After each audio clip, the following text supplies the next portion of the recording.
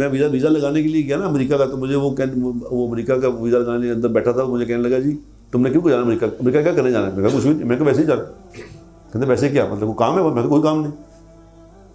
उन्होंने कहा फिर क्यों जाना? मैं कहा तुम अमेरिका मुल्क है, फिर नहीं जा सकते। उन्होंने कहा अच्छा तो तुम्हारे पास पैसे हैं? मैंने कहा पैसे सिर्फ मौलवियों को नहीं,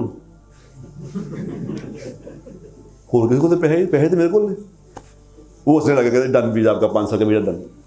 वो लोग जनाब अपने कोई अमेरिकन बन के आया हुआ वहाँ, कोई उनके कपड़े पहन के आए, वो लड़कियाँ बंदे औरतें पुट्ठे सिट्टे कपड़े पा के आए कि किसी तरह मुतासर कर लेंगे, पुट्ठी अंग्रेजी बोल। मैं कहूँ मैं कुछ नहीं। उन्होंने कहा यार कि आपने क्या जवाब दिया? मैं कुछ भी नहीं।